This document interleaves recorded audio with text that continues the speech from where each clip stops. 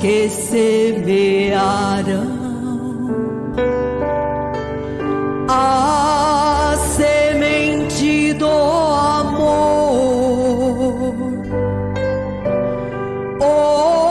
Hoje estão esquecidas. Onde está o semeador? Esses pés que caminharam, às vezes sentindo dor, e parou tão de repente. Cristo pergunta insistente: onde está o semeador? Onde está o semeador? Ouço choros e lamentos. A semente estava em suas mãos e alguém está sedento dentro do seu coração. Coloquei este talento, porém você desprezou. A semente não plantou, mas jogou elas ao vento.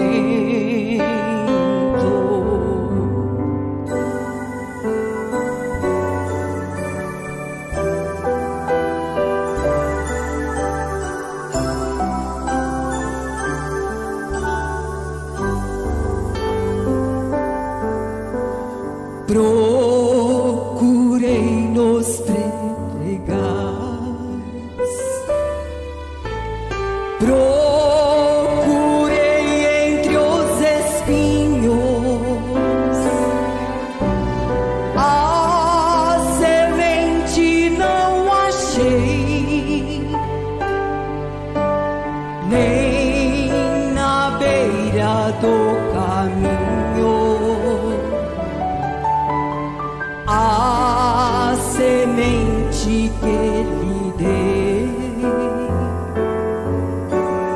onde você a colocou e por onde estás andando? Eu insisto perguntando: onde está o semeador? Onde está o semeador?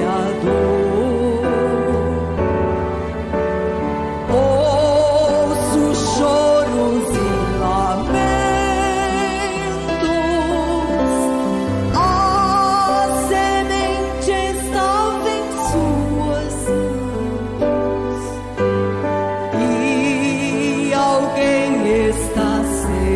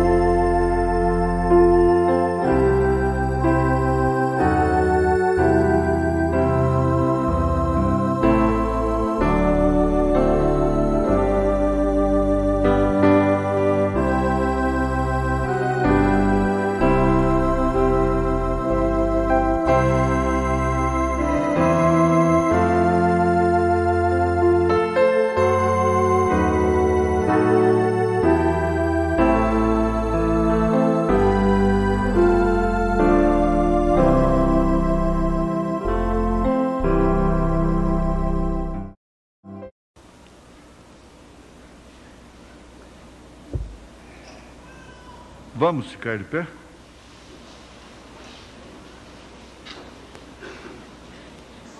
E eu gostaria de falar hoje sobre aventura e suas consequências, né? Vamos ver aqui a parábola do filho pródigo. Quantos conhecem a parábola do filho pródigo? Dá um trabalhozinho de levantar sua mão. Tem um trabalhozinho. Quem conhece a parábola do filho pródigo? Algumas pessoas não conhecem, né? Muito poucos, muito poucos. Mas é aquele rapaz que saiu de casa, pediu tudo que tinha, o pai era fazendeiro, muito rico. Ele pegou a sua herança, embora, desperdiçou tudo que tinha, né? Agora, lá ele gastou tudo, foi para a miséria, aventurou tudo que tinha, e depois, caindo em si, ele disse no verso 18: levantar-me e irei ter com meu pai e dir-lhe: Pai, pequei contra o céu e perante ti. Já não sou digno de ser chamado teu filho. Faz-me como um dos teus jornaleiros. E levantando-se foi para o seu pai, e quando ainda estava longe, viu o seu pai e se moveu de íntima compaixão e, correndo, lançou-se-lhe ao pescoço e o beijou. Deus amado, dá-nos mais da tua palavra, mais da tua bênção, mais da vivificação do teu Espírito, com perdão dos nossos pecados. Te suplicamos estas bênçãos, que a palavra cure os doentes, liberte os oprimidos, salve os pecadores, limpa os pecados. Em nome de Jesus Cristo, ó Deus, nós te suplicamos que o Senhor aceite essa parte de louvor, essa palestra do irmão Rinaldo, o programa do rádio, mais hinos, mais louvores. Em nome de Jesus Cristo, nós te suplicamos estas bênçãos e as agradecemos. Amém, Senhor. Amém. Assentai-vos. O coral, isto é, o quarteto, toma, ó Deus, em suas mãos, toma-me, né? Toma, ó Deus, em suas mãos.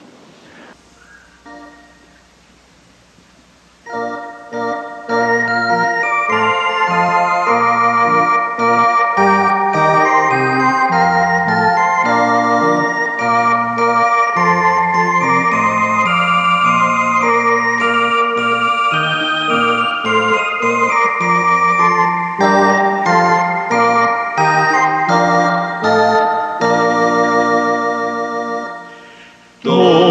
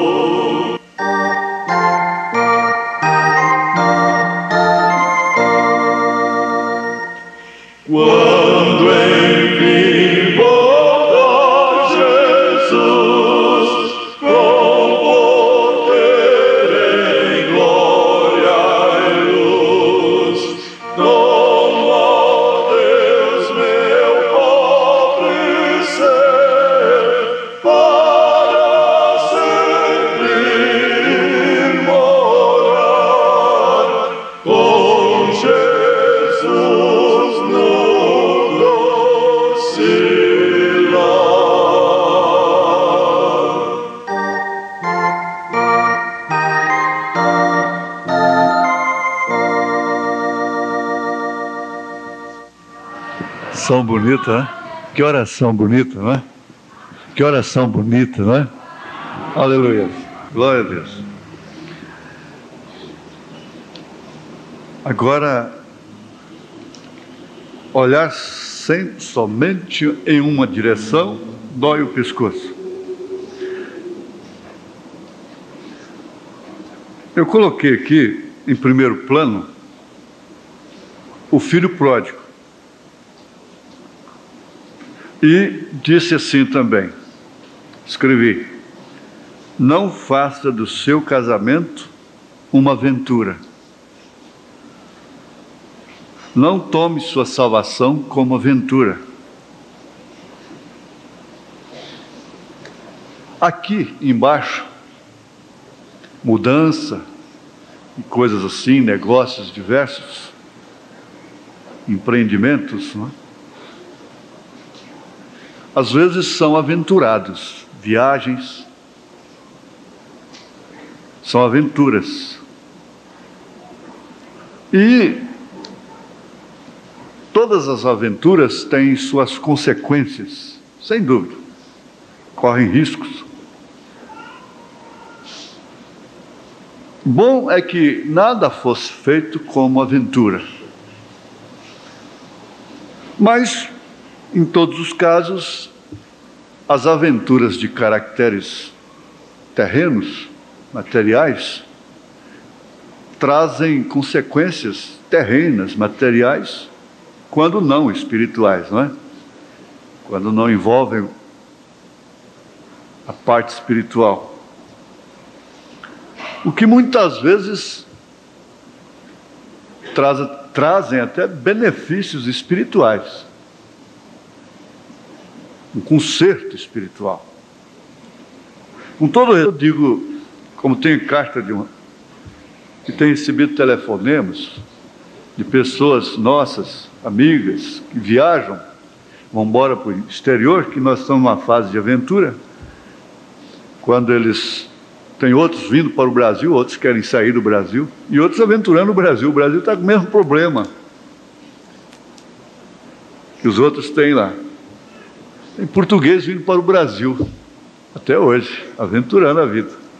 E brasileiro indo para Portugal, falando exatamente como português, não é? Quer dizer, com todo respeito, não é? São aventuras. Eu dizer para o Monleite: vai bater com a cabeça na parede, Monleite. Não, mas eu quero ir para a mata do Pará. Vai, irmão. Vai. A sede chegou para voltar, né? Glória a Deus. Então, aventura, coisas que estão por vir, empresa. A empresa enquadra na parte material, né? Empreendimento ou experiência. Isso envolve a vida social e espiritual também. Então são aventura, quer dizer que coisas que estão por vir, empreendimento ou experiência arriscada, perigosa, incomum, cujo fim ou decorrência são incertas. Vai dar certo ou não? Via aquela circunstância é uma aventura. Eu tenho um primo, saudosa memória, faleceu. A sua viúva disse para mim, lá dentro do supermercado, eu encontrei lá, ela disse: não, o Zé viajava, voava até num caixote, pusesse asa num caixote, ele voava. E eu conversei com a proprietária do hotel, lá em Três Lagoas, de onde ele saiu para a morte, no voo da morte. Era então deputado federal, José de Assis. Ela disse: eu disse, deputado, não vá agora, deixa passar esse mau tempo, não precisa de... E a esposa disse: não, ele não tinha medo de voar. Ele voava em quaisquer circunstâncias. Era um aventureiro, portanto, não é?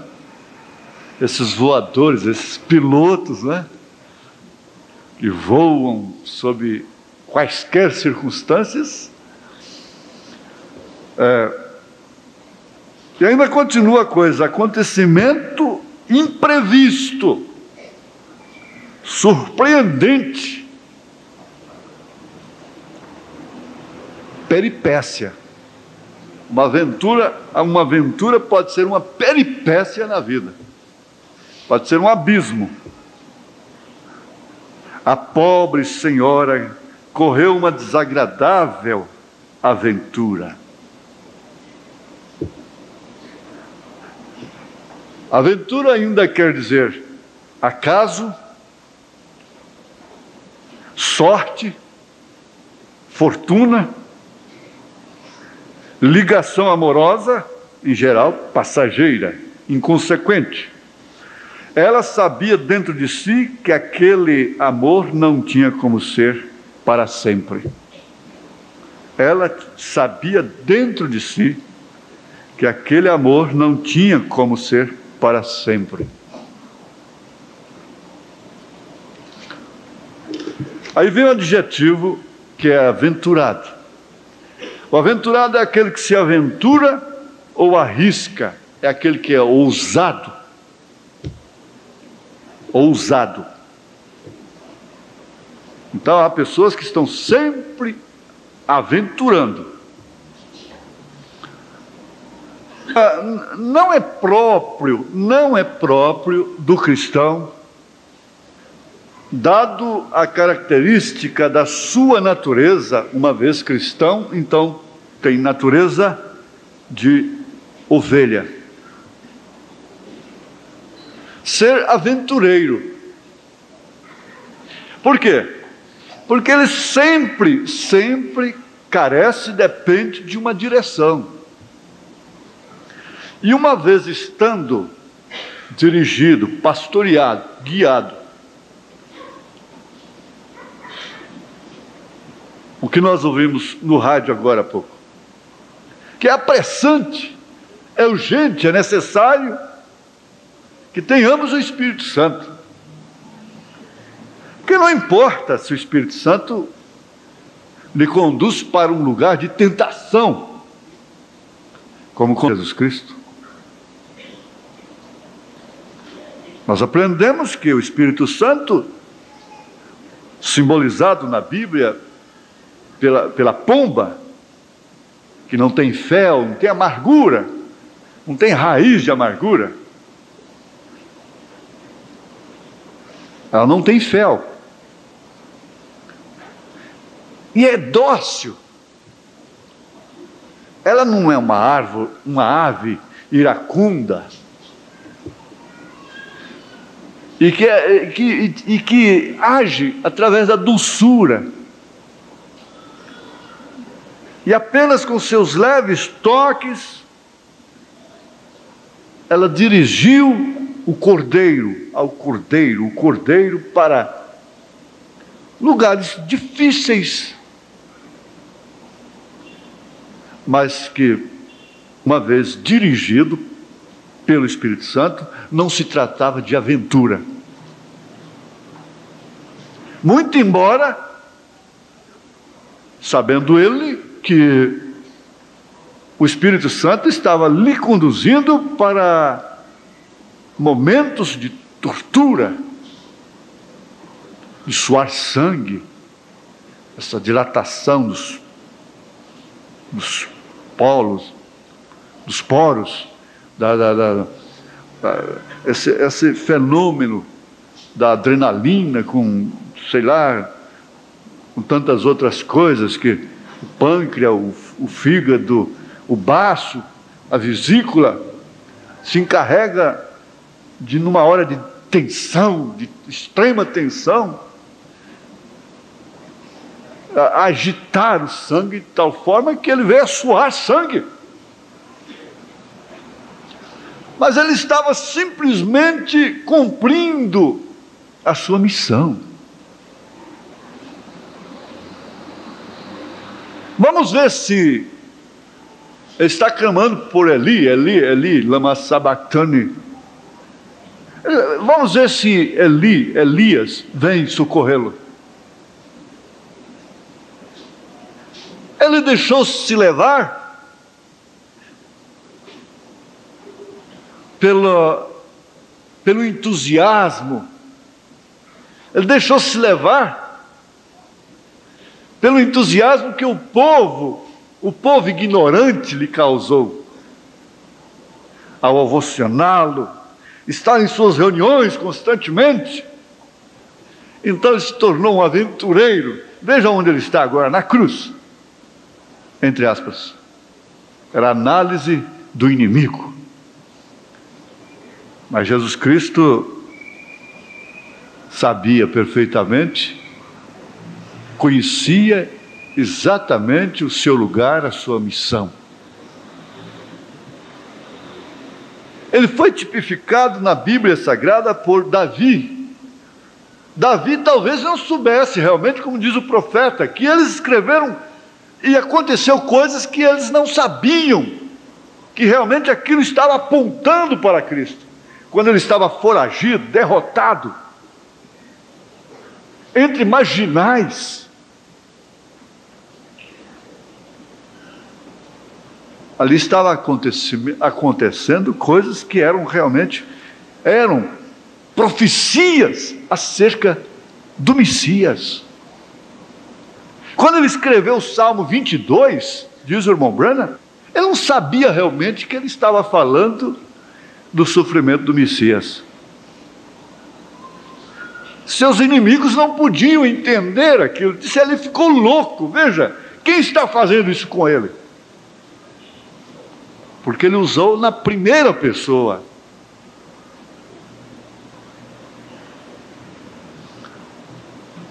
Agora, é dada ao ser humano, é uma circunstância do ser humano ter limitações, limites, para enxergar as coisas, para ver o amanhã. O que complica muito a vida em seus vários setores, e não se pode pregar o Evangelho sem falar em família, sem falar em casamento, não tem jeito. Porque primeiro, segundo família, terceiro você. Não tem jeito. Então a coisa vem se desenrolando de tal forma que todos os passos na vida parecem ser aventura. Até mesmo plantar. Nós lembramos que não há muito tempo, aqui em Goiás, há muitos aqui que plantaram no seco, em setembro, plantava na terra seca o milho, porque dia 8 de setembro vinha chuva e firmava. O plantar virou uma aventura hoje. Quantos têm que ver terra para pagar financiamentos? Por quê? Aventuraram, plantaram, fizeram tudo o que deveriam fazer. Faltou a chuva, morreu tudo, não colhe nada.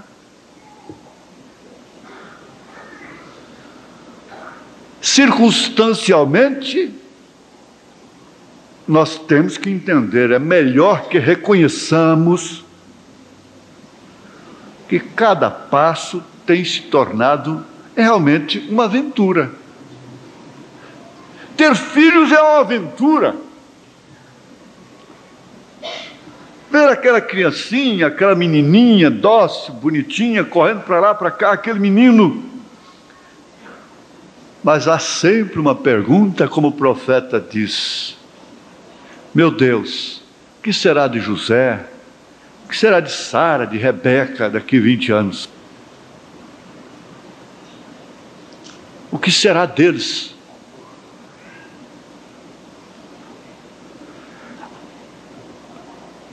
Mas se tratando, reconhecendo isso, é que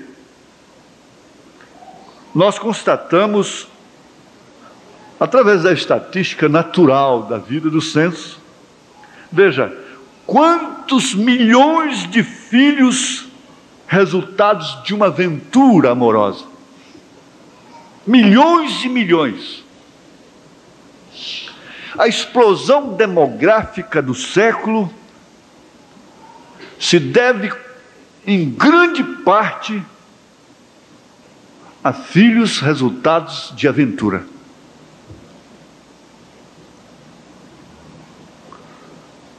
Uma aventura lá no passado trazia sóbrio,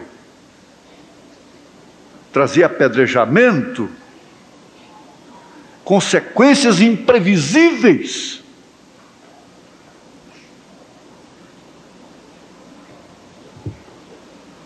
Aí vem o grande conselho: não façam o inocente sofrer por causa de sua loucura. Não faça um inocente sofrer por causa de sua aventura. Perde-se a cabeça, perde-se a noção das responsabilidades, e que não é somente ela, não é somente ele que vão arcar com consequências, mas há um terceiro, que é uma vida inocente, que não tem culpa de nada, e que vai nascer como consequência de uma aventura louca.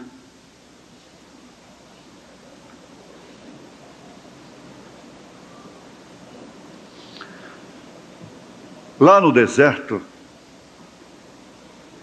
quando o povo de Israel estava sob a liderança de Deus, sob a liderança do profeta, parecia para o homem natural, que cada etapa de Moisés, cada etapa do povo era mais uma aventura. Agora, o profeta diz o seguinte a respeito de Moisés: que Moisés sabia o que fazer e como fazer. Ele, mais do que ninguém, sabia perfeitamente o que significava oscilar, murmurar, quando estivesse a terrível circunstância, sofrimento de cada passo que Israel dava. Por quê? Não significava realmente uma aventura no sentido da palavra. Era uma demanda que estava no sangue de Deus, que estava no compromisso de Deus, que estava no programa de Deus, e que ainda que chegassem dois apenas, haviam de chegar, porque aquilo mexia com o caráter de Deus. Aquilo não era uma aventura de Deus, era uma programação do soberano Deus. Seus filhos, o povo da promessa, havia de entrar, voltar para a terra prometida, para Canaã. Agora eu quero chegar aqui em meio à palestra, que não deve ser longa, e afirmar isto diante de qualquer desafio que eu possa enfrentar, que você possa enfrentar, que a igreja esteja enfrentando e que enfrentará. Que está no programa de Deus, está traçado desde antes da fundação do mundo. Desde antes da fundação do mundo. No caderno de Deus, no mapa de Deus, no computador de Deus.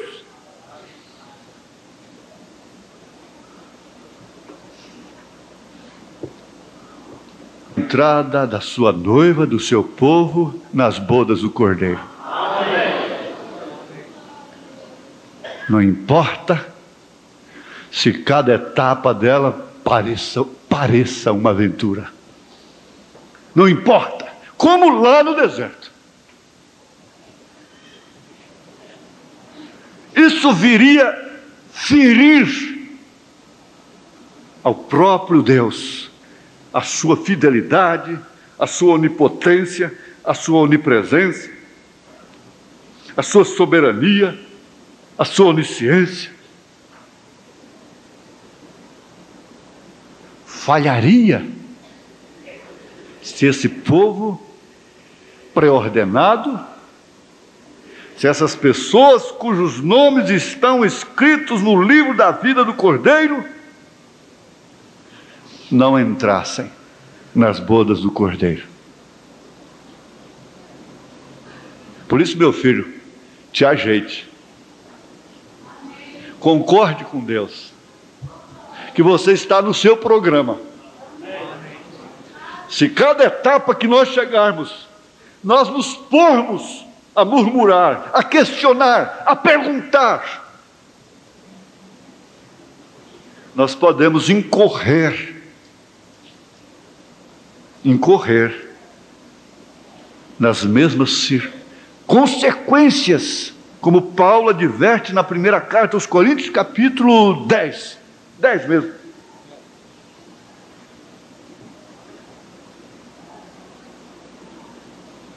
E lá na Hebreus capítulo 2, ele diz, como fizeram lá no deserto. Nós temos uma Bíblia sintetizada nesse deserto.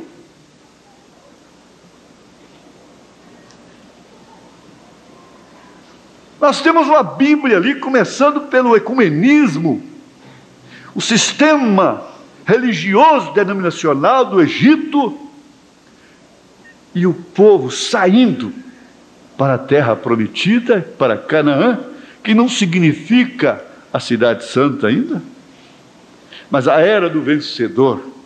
Isso quer dizer, atravessei o deserto, cheguei no lugar prometido, na posição na qual eu devo estar, indiferentemente do que me aconteça, porque afinal de contas, eu não estou numa aventura criada por espíritos que caem sobre a mocidade, sobre as famílias, das nações, as influências que levam um para cima e outro para lá, corre, inventa e imita daqui, imita dali. Não!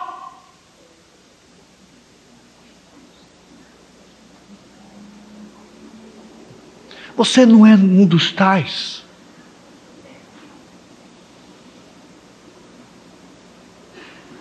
Mas uma vez estando na mesma era, sob a mesma condição, sob as mesmas circunstâncias, podemos fazer uma mudança, que eu sempre digo no escritório, irmão, mudança e casamento é entre você e Deus.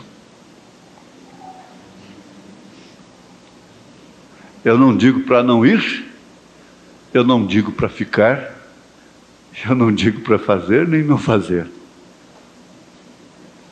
A única coisa que eu te digo é isso: se o seu coração fechar, não vá. Porque se o seu coração está animado, e você analisa,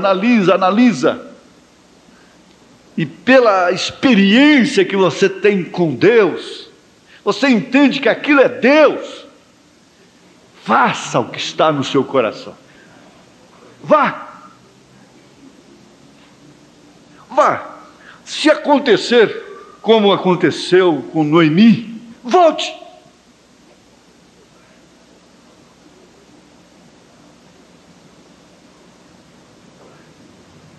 É tão simples.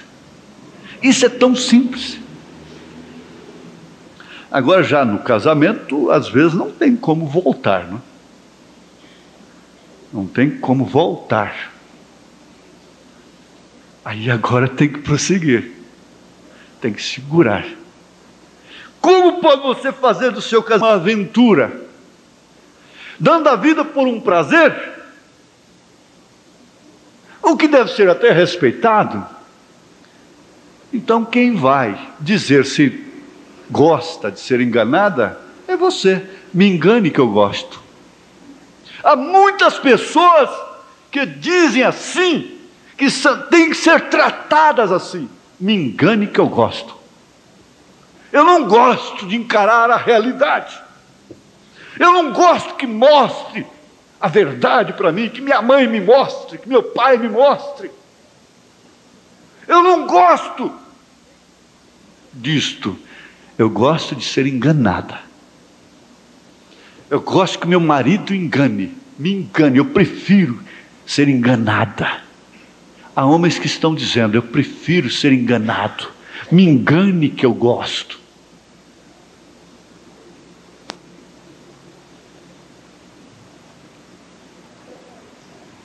O povo está dizendo isso claramente a cada dia, gente. O que nós estamos vendo, o quadro político da nação, das nações, o povo está dizendo: me engane, me engane, me engane que eu gosto. Me engane com discursos, com propostas. O povo gosta de aventura, de ter novas experiências. O povo gosta de ser enganado.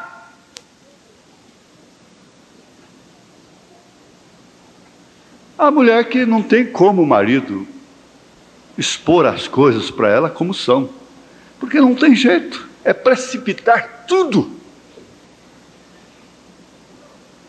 É precipitar tudo. Há homens que, pela mesma forma, não podem se assentar, não podem conversar, não podem dialogar, e portanto a família tem que ter coisas ocultas dele. É obrigatório, ele obriga que a mulher, a própria esposa, tem que fazer determinadas coisas sem ele saber. Até mesmo cuidar da saúde de uma filha, de um filho, e outras coisas. Muitas delas que Deus até aprova. Mas ele não pode saber, infelizmente, meu marido não pode saber, sendo que deveria ser o primeiro. É quem deveria estar na cabeça da coisa. Mas o sebo na cabeça não deixa.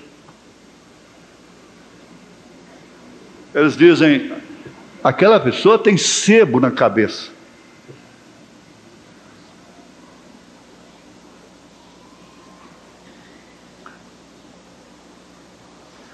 Nós temos uma experiência na Bíblia que ela cabe em todas as mensagens, em todos os instantes da nossa vida. A experiência de Noemi, Ruth e Orfa. O profeta disse: Noemi nunca deveria ter saído de sua terra. Sair de uma época daquela como pessoa, indivíduo, significava apostasia, sair do seu lugar. Porque Israel era povo. Então deveria sair o povo, não o indivíduo. Mesmo que fosse para a escravidão, foram para a Babilônia como povo. Então o profeta disse: ficar fora do cativeiro de Babilônia era maldição.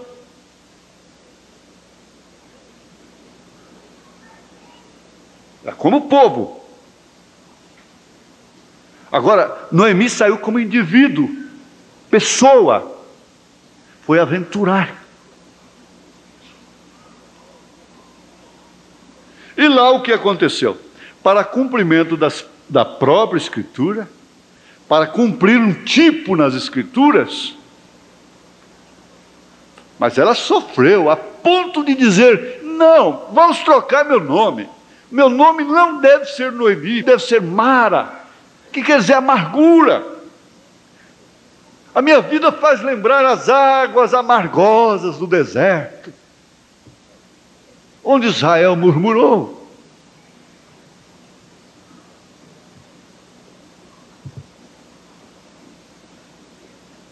A minha vida faz lembrar as águas amargosas do deserto.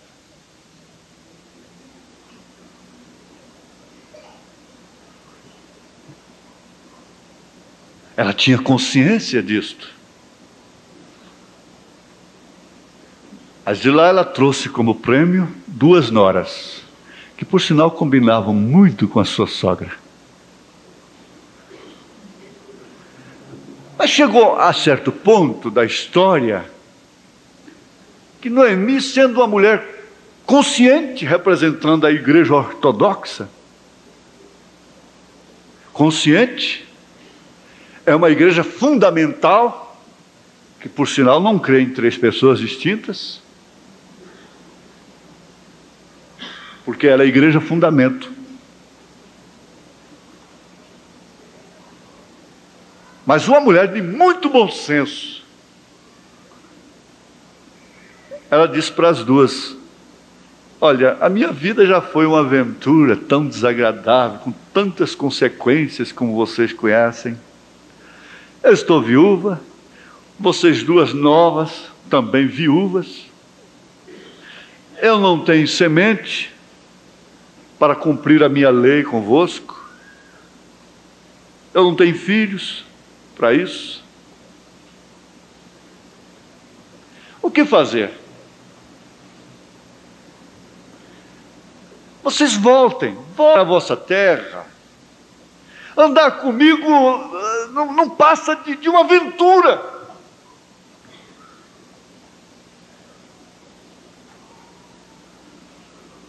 Em outras palavras, eu estava dizendo isso. Orfa entendeu o conselho. Disse: mas como é razoável minha sogra? E a amava tanto que a abraçou chorando. Quem sabe soluçava. E voltou. A Bíblia não fala mais dela, até que veio o profeta da era e mostrou o que ela significa. Mas a Ruth determinou dentro de si: eu estou no quadro. Isso é o que você deve saber antes de tudo. Ter convicção. Eu estou neste quadro. Eu não pedi para estar aí. Eu nasci dele. Eu estou nesse quadro. Eu sou dele. E ele é meu. Eu estou nesse quadro. O teu povo é meu povo. O teu Deus é meu Deus. Onde você dormir, eu durmo. O que você comer, eu como. Onde morrer, eu morro também. Eu morrerei ali. Não te deixarei de forma alguma. Eu prefiro estar com você amarga como é, do que ter supostas dulçuras lá atrás. Eu prefiro enfrentar amarguras com você, estar com você sob quaisquer circunstâncias. Ninguém deve permanecer no ministério a menos que tenha a mesma convicção. Porque permanecer no ministério só enquanto ele flore, enquanto ele corresponde com os sentidos, é natural. Isso é natural, isso é carnal, isso é humano. Mas permanecer com Moisés, com Josué, permanecer com Noemi, permanecer com Jó, isso é algo mais do que nada, do que carnal, do que religioso. Isso é espiritual. Isso é revelação. Eu prefiro estar com você na lama, dentro desse chiqueiro aqui, onde você recebeu o Espírito Santo, do que estar lá naqueles lugares limpos, cheirosos, entre aspas, que diante de Deus diz o profeta, estão como um logradouro público, um sanitário público desaciado, que há muito tempo não foi aciado.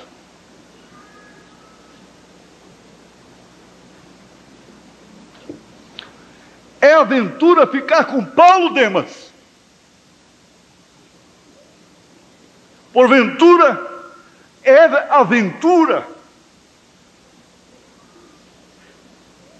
permanecer com Josué? Eliseu, por que você não larga esse Elias? Quando ele próprio está dizendo, fique aqui. Não, onde tu fores eu irei. Mas eu vou para Jericó, é a cidade da maldição, eu vou com você. Eu vou para a casa do pão, eu vou com você.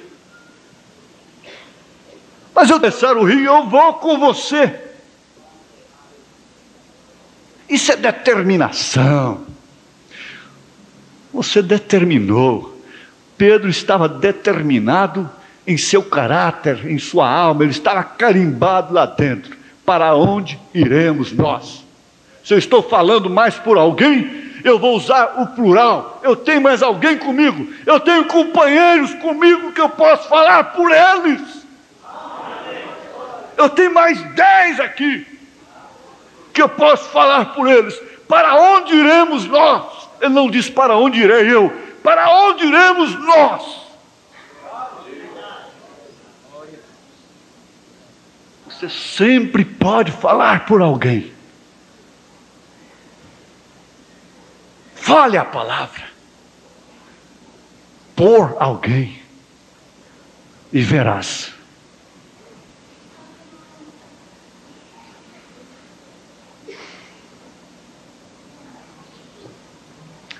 Aqui, na mensagem liderança,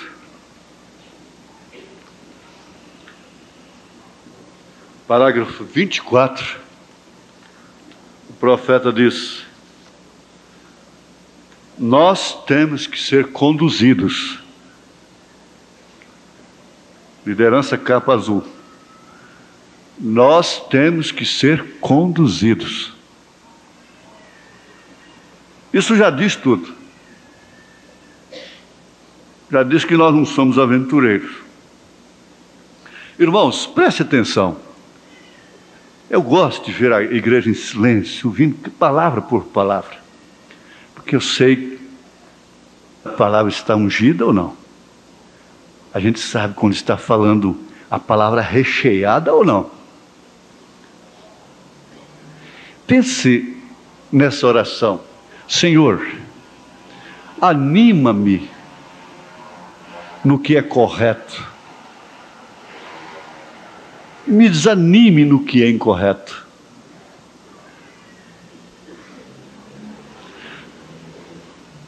Você quer fazer essa oração agora?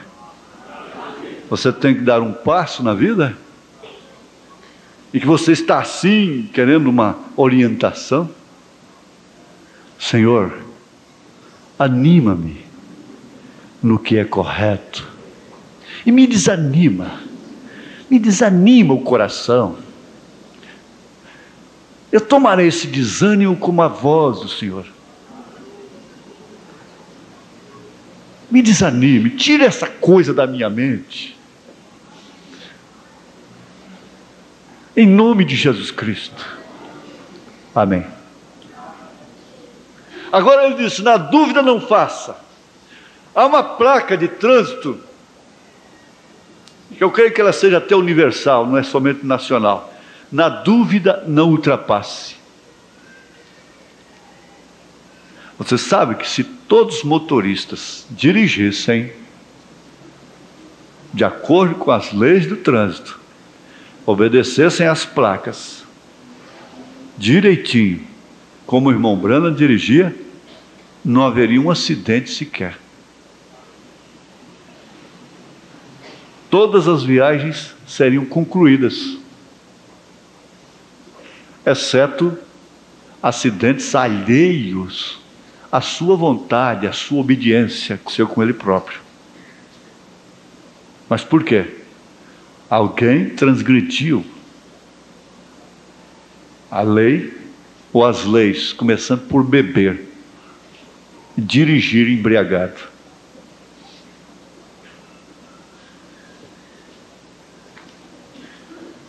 Nós temos que ser conduzidos, nunca devemos ser autossuficientes.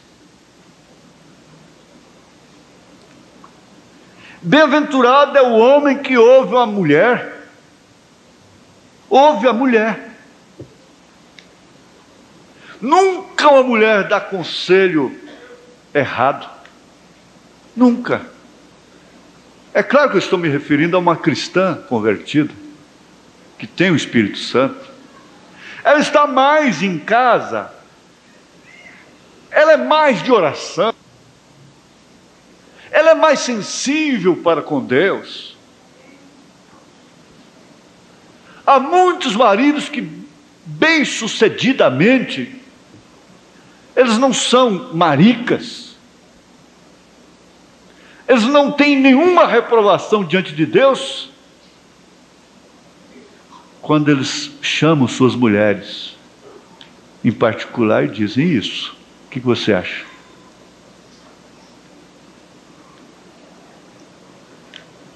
O que você acha? Você está comigo nisso? Muitas delas dizem, olha, isso assim, de todas as formas eu estou contigo em quaisquer circunstâncias. Eu vou, eu fico, de qualquer maneira eu sou sua, você é meu e pronto. Agora, isso assim. O profeta diz que atrás da queda de cada grande homem tinha uma mulher, e atrás do sucesso de cada grande homem havia uma mulher.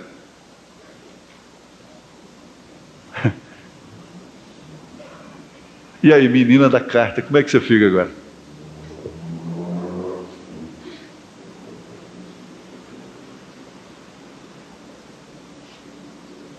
Atrás da queda de Hitler, de Mussolini, de Napoleão, de Sansão e de tantos quantos outros, havia uma mulher. Começando lá no Éden, havia uma mulher. Mas atrás do levantamento, a vitória, havia uma mulher. Fosse a esposa, a mãe de um Abraão Lincoln, havia sempre uma mulher.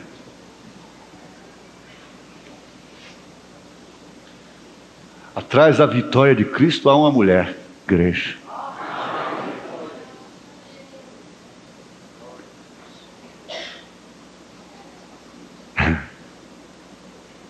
É bom assim, não é?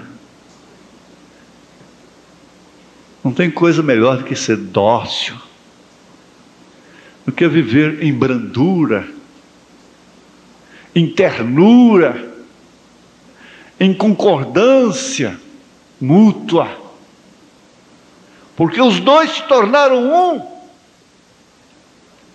Não é porque o reverendo chega na casa do irmão Brana e pensa que vai encontrar lá um dom fulano. O irmão Brana foi atender na porta de avental, porque estava lavando as vasilhas para sua mulher, e por isso deixou de ser macho, deixou de ser homem. Mas todo grande homem vira um bebê nas mãos de uma mulher.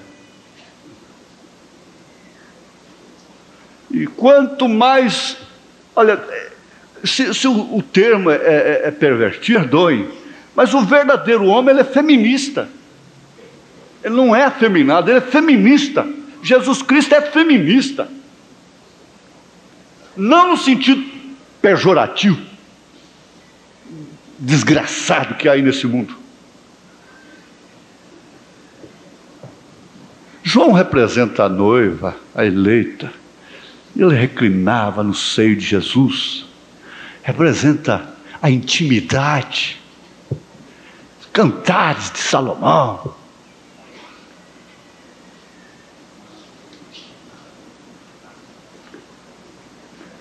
Quando o profeta disse que a melhor coisa que Deus podia dar para um homem depois da salvação é a mulher, é a sua esposa. E a maior parte do tempo é com trocadilhos, aos trancos, aos barrancos.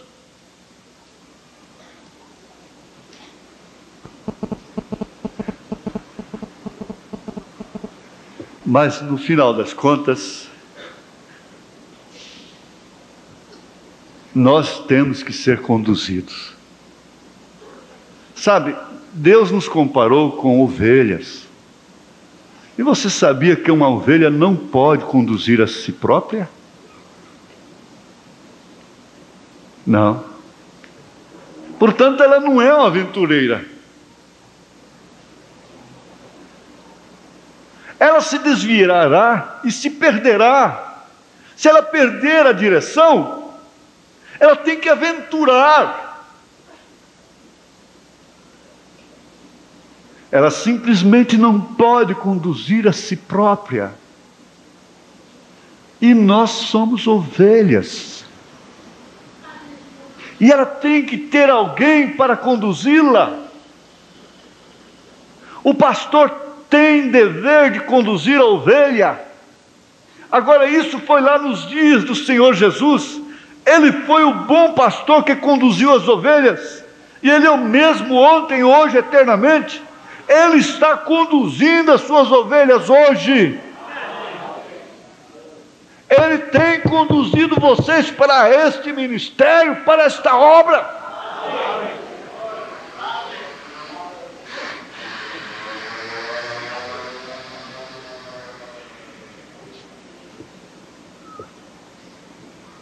Não adianta, nós somos uns dos outros. Você é meu e eu sou seu.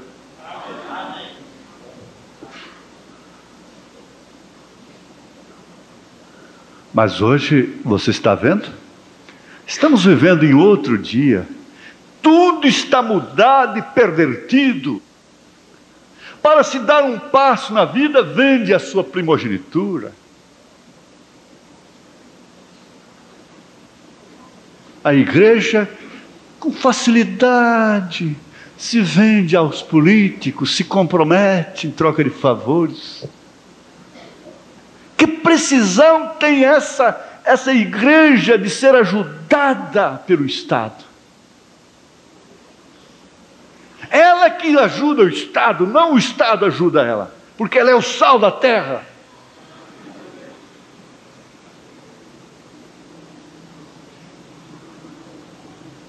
Mas o que acontece? Você sabe o que o homem tem para conduzir ovelhas hoje? Tem um bode. É um bode, é um mercenário. Ele tem mais medo do sacrifício do que qualquer outra coisa. E ele berra todo o tempo. Se tiver que enfrentar o sacrifício, ele está sempre berrando.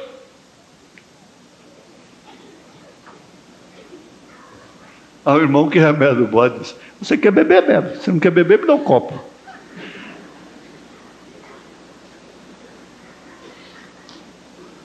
Então o que ele tem arranjado? É um bode.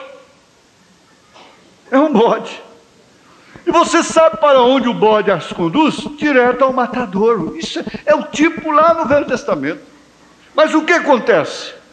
As ovelhinhas não sabem para onde estão indo, de modo que o bode vai para um aprisco, para o matadouro, e a enche, joga um porção de credo em cima dela, e as ovelhas não sabem o que fazer a não ser seguir um líder.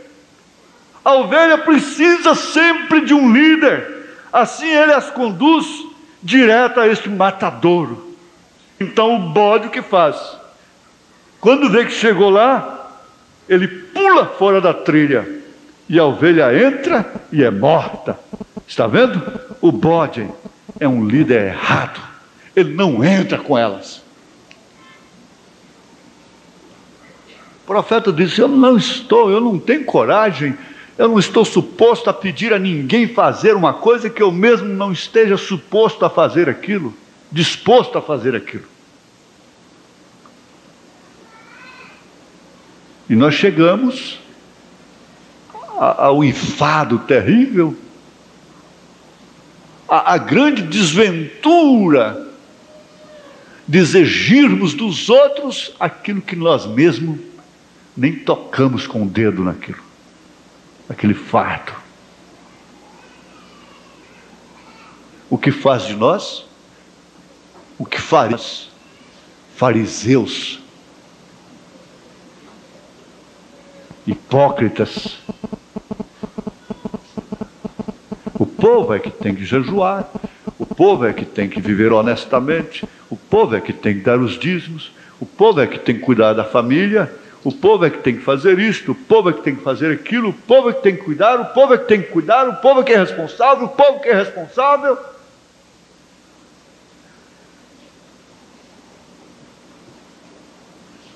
O que o mundo carece, o que as nações carecem, é de estadistas, porque o estadista, ele vive em função do povo, não o povo em função do estadista. Na verdade, o estadista é aquele que vive em função do povo e que marca a história em benefício do povo.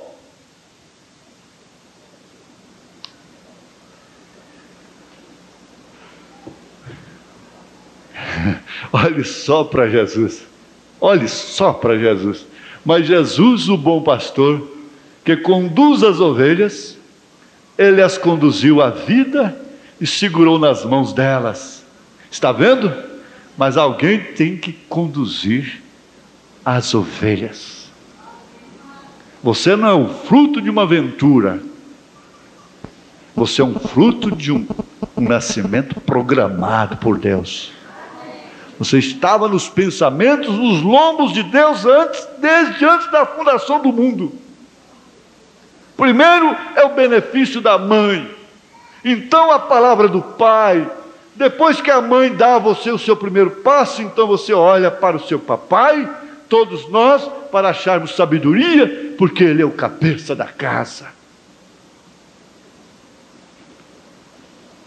Não que ele seja mais inteligente, mas ele é feito líder da sua família, de modo que seguimos o que o nosso pai diz para fazermos.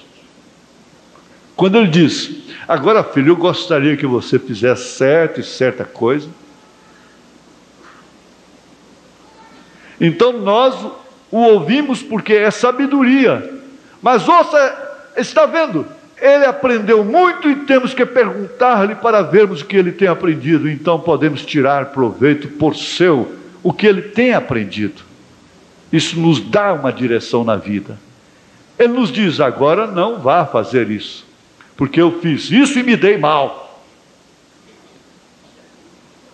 Não faça isso, porque eu fiz isso e me dei mal. Eu estou carregando amargura, carregando cicatrizes. As quais você pode evitar. Ah, mas e o senhor? Sim, e o senhor? Eu estou sofrendo isto. E isso deveria ser um benefício para você.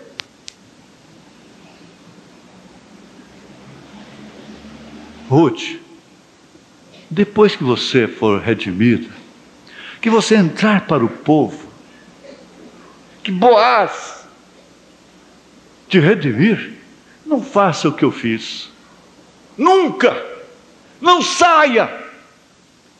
Aconteça o que acontecer, não saia!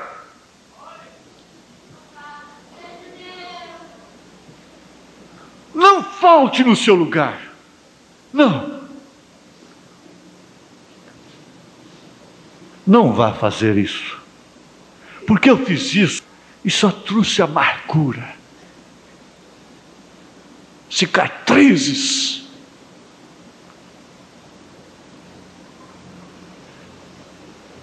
Aí então, meu pai me disse para não fazer, e eu fiz.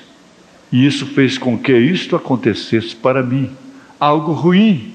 Minha mãe disse que eu não deveria ter dado aquele passo. Ela chorou muito, ela ficou triste, muitos dias, ela perdeu o sono, ela ficou com os olhos roxos. Mas eu fiz a si mesmo. Portanto, não faça, minha filha, o que eu fiz. Não faça, meu filho, o que eu fiz. Eu aventurei contrário aos conselhos da sabedoria, da experiência.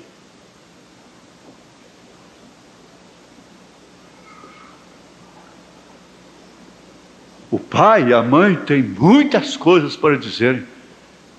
Filha, não faça. Eu fiz isto, mas não faça. O pai tem muito o que dizer. De modo que está vendo, então ele, o papai, nos diz como fazer e o que fazer certo.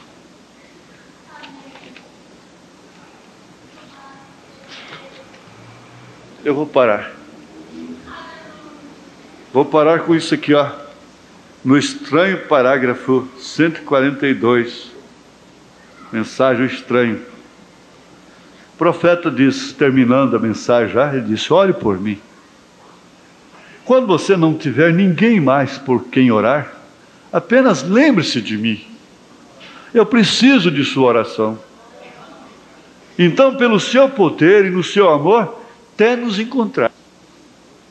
Obrigado por virem de distante. Deus o proteja quando você for para casa. Deus o proteja quando você for para casa. Isto o que quer dizer? Até mesmo vir para a igreja está sendo uma aventura. Pode vir com as duas pernas e de repente ficar sem uma perna dentro de um segundo.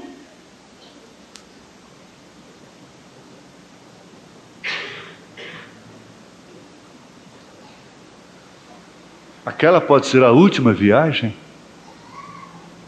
É um derrame, é um infarto cardíaco, é um acidente. E desde que um passo pode trazer consequências, expõe uma vida através do trânsito, é uma aventura. Quando se entra no avião, está aventurando. Quando se entra no automóvel, está aventurando. Muito mais nesses veículos de duas rodas. Deus o proteja quando você for para casa. As duas coisas principais: salvação e casamento. Mudança, 3. 3 coisas principais.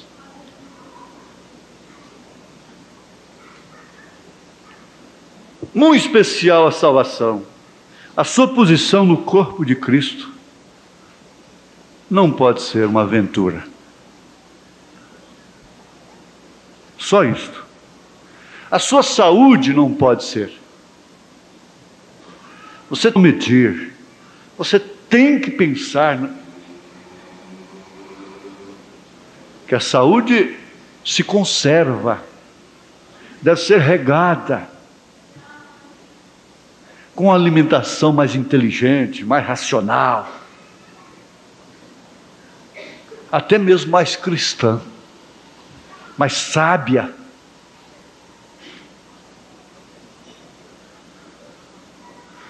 Vamos fechar nossos olhos?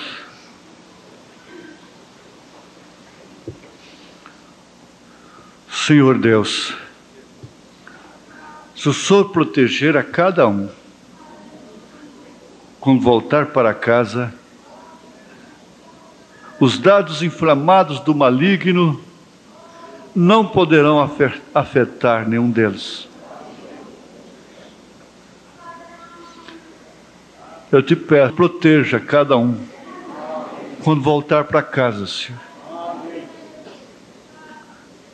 Muito especialmente aqueles que têm que dar passos. Eles precisam nutrir, sustentar a família. Eles estão necessitados. E o diabo gosta de aproveitar essas oportunidades. Tem misericórdia, Jesus. Liberta o que está preso. Solta, Senhor, por amor do teu nome. O Senhor sempre amou abrir as celas, as cadeias. Solta, Jesus, amor do teu nome. Solta aqueles que estão presos pelos vícios, por espíritos maus, por amores errados, por sentimentos errados. Eu te suplico, ó Deus, que tu venhas manter as tuas mãos portentosas, poderosas, sobre a igreja, ó Pai. Nós temos consequências das nossas aventuras, dos nossos passos precipitados, e mesmo daqueles que são circunstanciais. Hoje ir à escola é uma circunstância, é uma aventura para aquela pobre criança. Misericórdia, Senhor, misericórdia. Eu vejo agora a igreja lotada com encontros, pastores aqui, Senhor, e o Senhor usando a cada um que vai ter sua responsabilidade em particular. Aleluia, glória a Deus, aleluia. E posso perceber o Senhor fazendo uma obra, mesmo que em secreto, mesmo sem emoção, mas uma grande obra. Graças a Deus, aleluia. Nós encomendamos este rebanho a Ti, Senhor. Nós nos encomendamos a Ti, Senhor. Nós encomendamos as nossas almas ao Senhor. O Senhor nos perdoe, ó Pai. Ajude-nos a cumprir as nossas estações de águas amargosas, o tanto que seja o Senhor que nos levou para aquela condição. Somente isso e mais nada. Em nome de Jesus Cristo. Amém. Amém.